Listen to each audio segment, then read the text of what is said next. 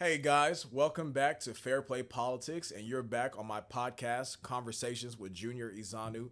And today I'm very lucky to have a good friend of mine, Dr. Sidonie Niba, who serves not only as a pharmacist here in the DFW area, but also the CEO and founder of the African think tank. Dr. Niba, welcome to the podcast. Thank you, Councilman. It's a pleasure to be here. You don't got to call me councilman. It's just Junior today. It's just Junior. We're just chatting, having a good conversation. Thank you, Junior. Most definitely. It's great to see you. Thank you so much Thank for you. joining me.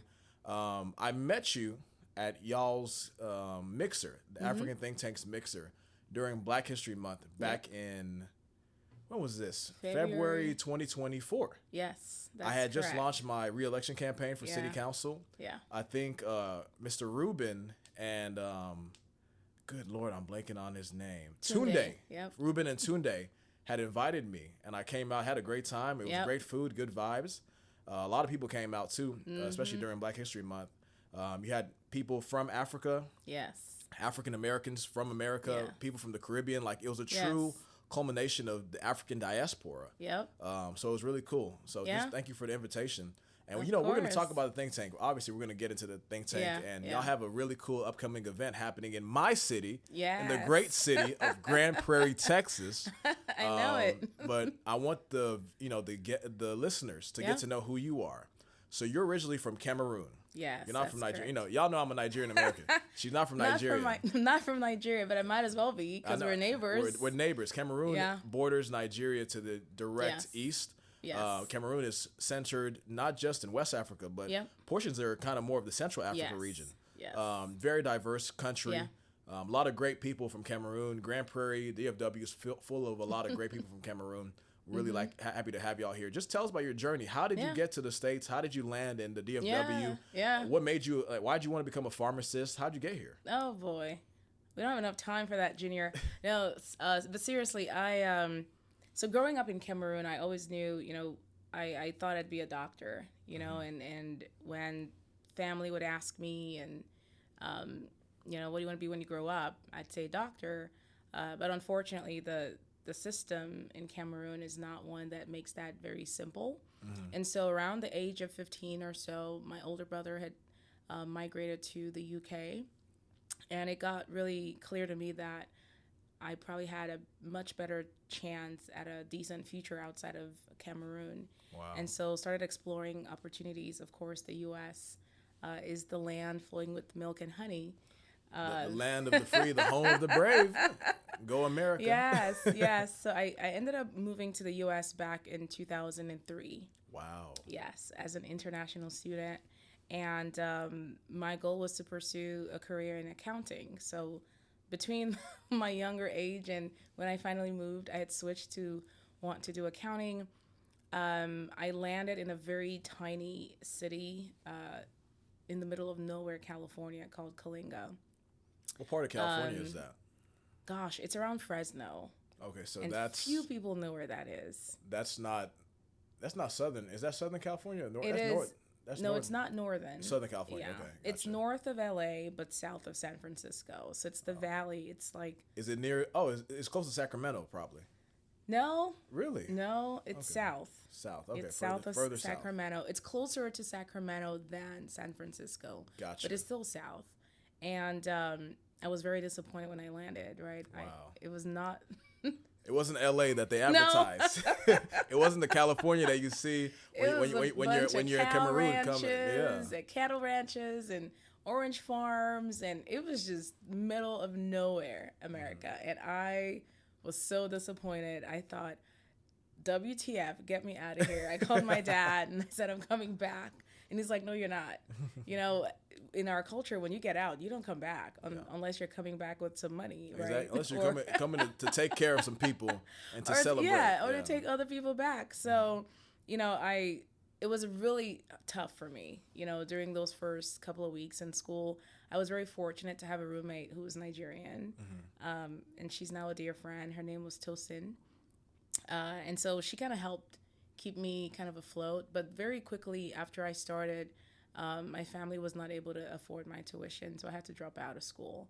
Wow. And therein began this really tough journey It was filled with a lot of down times, a lot of I'd say anxiety, depression, just struggling to understand one, how to survive in this new country as an 18-year-old who had no exposure, right, to how the system works and how it functions, from things as simple as, getting a social security number, opening up a bank account, getting, figuring out my status. Because as an international student, once you're not enrolled in school, your status, there's a countdown to where you lose your status. Yeah.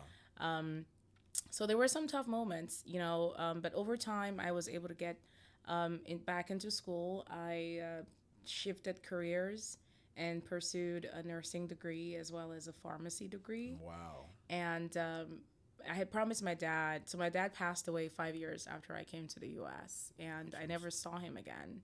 So very interesting memories of when he dropped me off at the airport and he was crying, and it's as if he knew that he'd never see me again. But yeah, anyway, long story short, after a couple of years, I was able to get my nursing degree, and then I went on to get my pharmacy degree. And it's been, great so far. I think I've done well by the American standards, got my MBA. I work in a great career. Wow. So hold on. So you went and became an RN. Yes. You got your RN degree, registered nurse. You became a doctor. You got your PharmD? Yes. That's what it's called. Doctor of Pharmacy. Yes. Then you went back to school, got your MBA. Yes. What are you trying to like? You just want to be the CEO to run the world. That's where you're heading. I actually, it's really important where we come from, right? And I come from a family of educators. Like both my parents were professors. My mom is still an educator. And so in our household, education was critical. It was key. And my dad would always tell us, he got a bachelor's, my mom got a master's, actually 2 master's degrees. And my dad always told us, you've got to outdo us.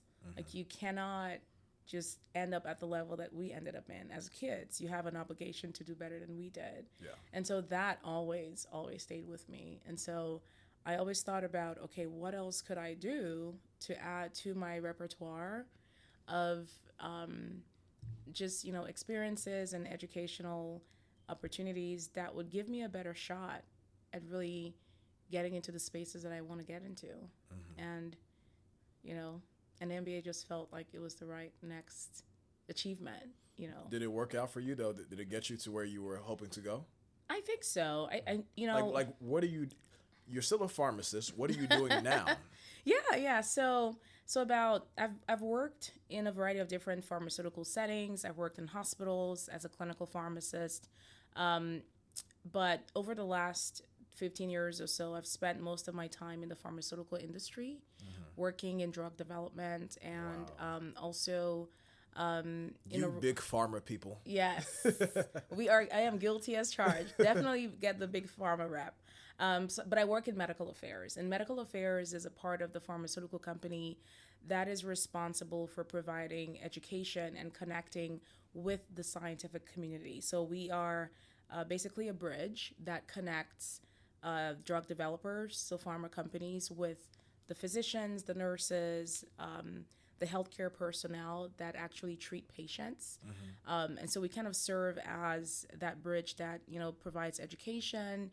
We communicate feedback from the community back to the companies so they can use that to enhance their processes. And I love it. It's a great job.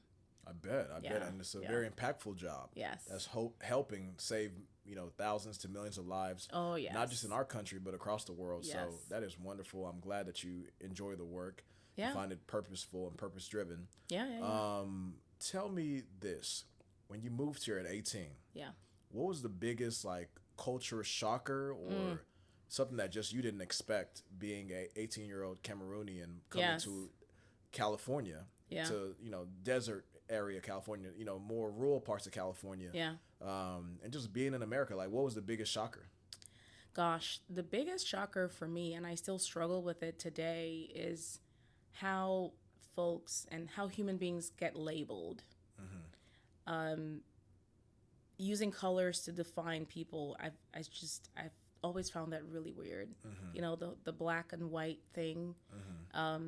Growing up in Cameroon, we were just not aware of having a certain color, right, or being called black. So for me, that was very, very apparent. In Cameroon, you're called your ethnic group. Right. Right. I mean, Ethnic group, there are different types of, you know, compartmentalization that happens based on different attributes. But for me, I really struggled with just how deep racism and how deep how important it was for Americans to define people based on their, as I think of it, their ethnicity, right? And that caught me off guard.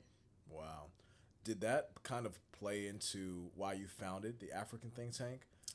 Like as a space, because I look at it like this: as someone that was born in Nigeria but moved here when I was 2 years old, as you study American history and you just read about all the things that happened to African Americans that were either descendants of slaves or FBA, foundational Black Americans, and the work that they put in to allow us African Americans now, but African immigrants to come into this country and to excel in this country, you just have a lot of gratitude. Yes. So when I went to your event last year for the first time, I was just amazed to see people from all over the African diaspora, both Black Americans that were from this land, Africans that just immigrated either a generation ago or this current generation, people from the Caribbean, all over, like the diaspora. And then not just Africans, you have European, you have white people Friends that come of Africa, too. yes. You have white folks, you have Hispanic folks here. Yes. Like it's an embracement of just humanity. Centered around the African and Black culture, but still a celebration of humanity. Yeah. Did that play into why you founded the African think tank? I think to an extent, right? I think there were so many experiences that I had over the last 20 plus years that really fed into the creation of the African think tank, and that was certainly one of them. I think when I reflect on the core of the need for a movement like this, it was really around centering ourselves. Okay. Right? And understanding that our identity is non-negotiable. And for me, what I had observed over the years is that there are certain conversations that were happening in different spaces, politically, socially, even within families, that tried to almost negotiate the identity of the African diaspora. And for me, it's not a negotiation. The African diaspora our identity is what it is. And we have to own it, we have to celebrate it, and we have to teach the world about it. And I didn't see a lot of that. I saw the opposite, right? Where we found ourselves trying to hide behind other identities. A lot of members of the diaspora, they'll introduce themselves by their profession before they'll introduce themselves by where they're from. Especially with my own kids, right? I started to notice that they were questioning their hair texture or the food that they ate. And it really became a mandate at that point to build an infrastructure that really focused on celebrating and promoting that. Do your kids speak your traditional language? No, I don't even speak it myself. You don't speak it yourself? Really? No. So you see in America, especially amongst like us first and second generation Africans of the diaspora, we don't speak our traditional languages. Some do, but we don't all. And it's now becoming a push to embrace that. Yes. Because if you don't speak the language, you don't truly get immersed in the culture. Yeah. And I think with the think tank, y'all have an opportunity to push for that. Even like different language classes from all over Africa. Yeah.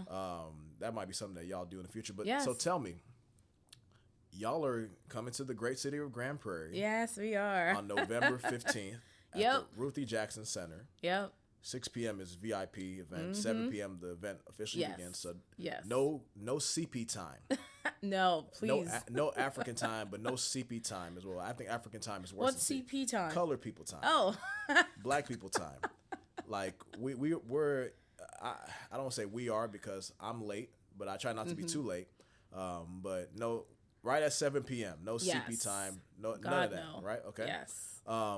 What should we expect at this event taking place here in Grand Prairie? I think what anybody that's coming should expect is an experience. Okay. An experience that basically takes you on a journey back to the motherland. For those that have either been to the motherland and miss that feeling that they get, and I'm sure that's the feeling you got when you came to one of our events, of just feeling at home, feeling that you belong in that space and in that room. That's the first thing people should expect. And it doesn't matter whether you were born in Cameroon or Ghana or South Africa, or you were born in America, Mexico, Germany. If you are either a member of the African diaspora or a friend of Africa, you will have the same experience. We're going to have performances by African artists and cultural groups. We're going to have a fashion show showcasing African and African diaspora designers. We'll have some bands that will perform as well. And we are having an amazing keynote speaker. Okay. The CEO of Essence Ventures and co-founder of Wanga Woman. And I'm so excited because she is... The CEO of Essence is going to be in GP. Yes. And you brought her. Yes. Shout out to you. Look at you. Wow. It was a team effort. Okay. And shout out to the team. And I think it goes to show the desire. She's a Kenyan immigrant, right? Okay. And so she understands, one, the importance of creating a space like the African think tank, right? And she also understands the importance of bringing our communities together, you know? And it goes beyond the immigrant community. We have to bridge the gap between the immigrant and African American, Afro Caribbean, Afro Latino populations. We have to pull ourselves together. Yeah. We have a shared heritage. We have shared ancestry. It's non-negotiable. That's right. Right? And so we're tied at the hip. And it's about time that we get in a room and we celebrate that heritage. And we think of ways and think of solutions that help our communities to do better. So she's excited to come. We did our part. The team's done its part. But she'll be here. And it's going to be an amazing time. I can't wait. It's gonna be. I'm so excited. I'm so excited. And you know, I'll be there. Yes. The mayor of Grand Prairie, Ron Jensen, will be there. Other dignitaries will be there. We're excited to embrace a cultural. I don't know what to call it. A bonanza celebration. It's gonna be a great time. Yes. I went last year when you had it in Dallas. Yeah. It was cool. It was very nice. Good we sold out. Yeah, no, good. I mean, it was a good turnout. Yeah. Good food. Great dancing. Yes. Everyone was dressed up. It was such a cool event. So we're really excited. The African Think Tank has been around for 2 years now, right? 2.5. 2.5, wow. You're heading to 3 years now. What is your proudest moment being the CEO and having this running for 2.5 years? Ooh, gosh. I think it's defying the odds. You know, when I thought of this big, bold, audacious project, right? I had a lot of doubt. Okay. I had a lot of anxiety. Our communities are tough. We're a tough nut to crack as a community. We struggle a lot with trust and really throwing our support behind initiatives such as this one. And I had a lot of naysayers, and they told me Africans can come together. You know, we can't commune. We can't help each other out. It's just not something we do. And I said, I don't care. I will bet on the few people that I know have a growth mindset, that I know are like me, that want better, and that are willing to do what it takes to do better. Wow. And in the 2.5 years, we found over 3,000 of those people. Wow. I'm forgetting. Y'all aren't just here in Dallas. You're nationwide. Yes. How many chapters you have again? In the U.S., 5, and then we just launched a chapter in Ghana, in Accra. Oh my goodness! So, what cities in the U.S.? So we have Dallas-Fort Worth, which is our flagship region. We have Houston. We have Charlotte. We have the D.C. area, and then Atlanta. Wow, y'all are nationwide. Yes. And now you're worldwide. You're in Ghana too. Yes. That's fantastic. I commend you, Dr. Sidonie. Thank you. 'Cause I know the work isn't easy, but it's necessary. It's not easy. And I always make fun of you because I say, like, one day you're going to get into politics. You're going to run for office one day because you have a heart of service. I just don't know if you have the stomach to stomach I don't. The nonsense that's attributed to politics as well. But I wanted to ask you, transitioning a little bit over to Cameroon versus America. Oh, yeah. What is the biggest difference between Cameroonian politics, like in Cameroon, the country, versus American politics? Like, what are the differences, and maybe what are the similarities? Similarities. All right, let's focus on differences. All of our countries back in Africa, they have serious work to do. But give us some differences between Cameroon and America. I would say the biggest difference is hope. Americans have hope. Okay. They actually believe that their voices matter and that they can make a change. And it shows up in how they move. It shows up in how they exercise their rights, right, to decide who represents them in politics. And if something's not going well, they take back control and they reclaim that vote. So that, for me, is the most overt difference, is that in America, you have a system that actually works how it's supposed to most of the time. Yeah. Right? In Africa, and I'll speak specifically for Cameroon because that's where I have experience, although we see things on the news all the time about other African countries. But for Cameroon, growing up, you're born with the sentiment and you're raised within this sentiment, with this ecosystem that just teaches you or tells you that your voice doesn't matter, right? That you don't have the power or the capacity or the audacity to dictate who represents you. It's a decision that is it's spoken for. There's a certain group of people that control everything, and you become collateral damage to the decisions that they take. So that's pretty deep, and it's pretty damning because the repercussions show up in so many ways that we see on TV, right? Yeah. The images that come out of Africa about who we are and what that continent is not always accurate. And it's because of who's telling the story, right? Who's telling the story and who is promoting these perceptions. I will say, and then another difference is just, the infrastructure. That's, the U.S. has been at this for way longer than African countries have because we were colonized, right? And when you think about some of our countries gain independence as recently as 30 years ago, you should expect that the infrastructure is not going to be as sophisticated. The systems are not going to be as sophisticated. But on the other hand, on the flip side, when I think about, because I really think of challenges as opportunities, we have the youngest population in the world, right? And what that means is we have the biggest opportunity for growth. We have the biggest opportunity for transformation. And so those that are smart and that are paying attention to Africa, they're getting down there and trying to take advantage of the future.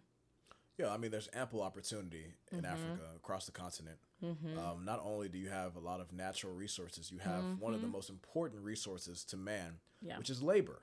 Yes. You have a lot of labor. Yes. And you have a lot of skilled labor, too. A lot of people that went to school just don't have jobs, don't have opportunities. So many. And I look at Nigeria, being the country that I know better in Africa.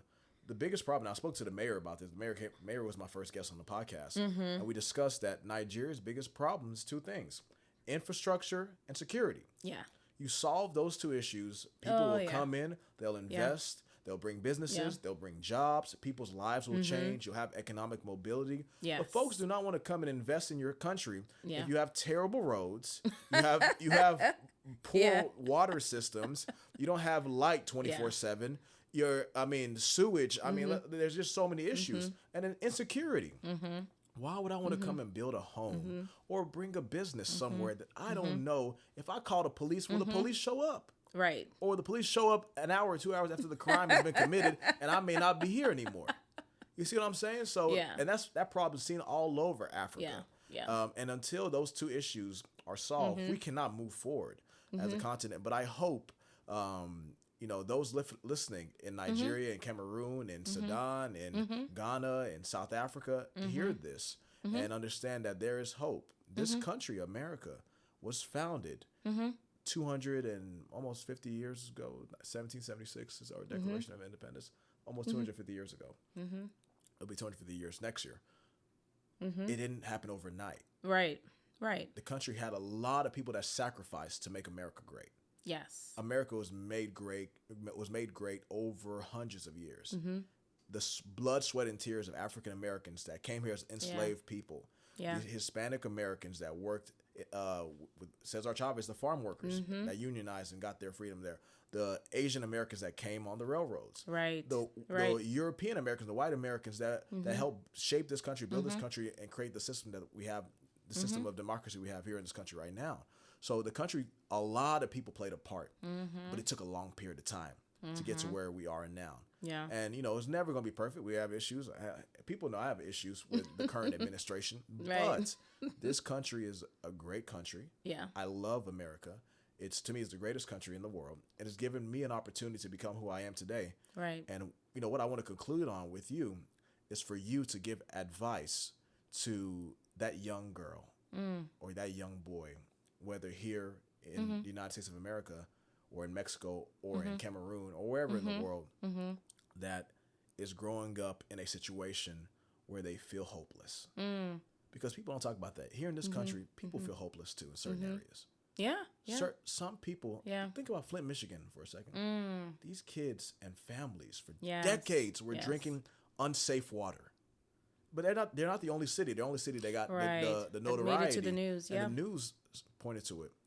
But there are so many young children, young people, or people period, that just are down on their luck and feel hopeless. Give them advice as to what they can do or a mindset they can adopt or what you did that they can replicate so they can one day become a doctor, a nurse, an MBA holder, a philanthropic individual. Everything you're doing, like, what advice can you give them? I think the first piece of advice is to find community. And even before you do that, you need to understand that the world needs you, right? It's okay to think about what you want out of the world, but it's really important, and it's critical that you understand that you were placed here for a reason. And the sooner you start walking in that path, the sooner you're going to have a life of contentment and fulfillment. So you just get up in the morning, and the beautiful thing about today's ecosystem is the availability of internet, right? And there's so many things online that can get you into a space and get you into a mindset where you start to understand what is purpose. You can go on Google or Chat GPT and ask what does purpose mean, right? So it starts by really understanding and believing that you were put here for a reason. And in the process of trying to understand what that reason is, find community that can help you not just unravel that, but can help you build and become that. And again, there's so many options. The African think tank is an option, right? We bring in people that just raise their hand and say, I just want to get to understand myself better. I want to get to understand what I can do to support. So find a community that can help you to really live out what that is. And then take advantage of resources. You know, there's so many opportunities now. We live in the borderless world.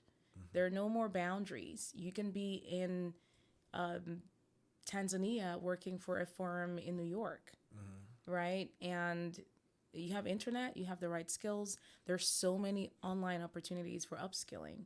So the think tank just signed a partnership with Dallas Baptist University. Wow. Yes, which gives our community members access to certifications and trainings, no matter where they are on the globe, right? Look at that. So yeah, so now the world is your oyster. That's what I tell a young girl is the world is your oyster. You decide what you want to do and you go out and do it. And if you need help, ask. If you need help, ask. Yes. Wise words from Dr. Sidonie Niba. Thank you. But I want to echo on that last statement. If you need help, ask. Yes. When I was doing an internship in Washington, D.C. during COVID, this is right before I ran for council. Okay. One of my professors, Dr. Daly, Mm-hmm. I'm going to clip this thing and I'm going to send it to Dr. Daly. I be giving this guy too many shout outs Yeah. when I bring up this story. But he pushed us on something that has stuck with me and will stick with me forever. And that concept is making the ask. Dr. Yeah. Daly told us, no matter the situation, always make the ask. Why? Because all that can happen is they say no. That's the worst that can happen if someone says no. Yes. And imagine if they say yes, the limitless possibilities and opportunities that exist Right. because you had the courage to ask for help or to ask for guidance, to ask for resources, to ask for a contribution. Right. Make the ask. Don't be fearful. There are so many people in this world that are willing to help you. Absolutely. If only you ask. Absolutely. And they won't judge you. They'll hold your hand and they'll take you through. They'll guide you. Yeah. We don't get here by ourselves. I don't become a council member by myself. I don't become the mayor pro tem of the city by myself. You don't become a doctor and I'm the founder, CEO of the think tank by yourself. No. It takes community. Yes. It takes Yes. intentionality. It takes Yes. support. Yes. And it takes not only people believing in you, but you believing in yourself. Yes. Resilience. 100%. You've got to be resilient. And you can build that, you know, because some people say, well, you just, you know, I get this a lot. You're just, sometimes they'll say you're lucky or you're just built different. You're just tough. I wasn't like this, right? I wasn't born like this. There are certain attributes that I got from genes, but it takes trauma, right? And it takes time and it takes not giving up, failing and getting back up and trying again. And then every time you do it, you get a little tougher. And then next thing you know, you're like, all right. It ain't nothing to you anymore. Like on to the next one. Oh, that was a rejection. Okay. That means I'm getting closer to my yes. That's it. Repeat that again. Say that one more time.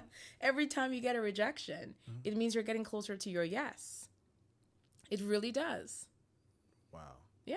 That's a way to look at it. Yeah. No, seriously. Yeah. If you reorient your mind around that, every rejection is just one step closer to your yes. So if you think like that, you're going to want those rejections. Get them out the way. Just get them out of the way. Get them out the way so I can get to the one that so I you actually get want to to be your at. yes. That's right. The more you stall in between your rejections, the longer, you're buying more time. Why would you want to do that? You know, they say you miss every shot you don't take. That's right. That's right. Dr. Sidonie, thank you so much for joining me today. I am so grateful. Thank you for your time. I know you're busy. You're preparing for a big event. Yes. That's gonna be great. Amazing. It's gonna be great in our city. We're so excited. Thank you for your service as well, for all that you do, and hope to see you again on the podcast soon. Yeah, sure. I'd love to. Thank you. Thank you. And thank you guys for tuning in again to a conversation with Junior Ezeonu. Appreciate you guys for your continuous support. And please make sure to like, comment, and subscribe to your boy. And I'll see you all soon again. God bless you. Take care.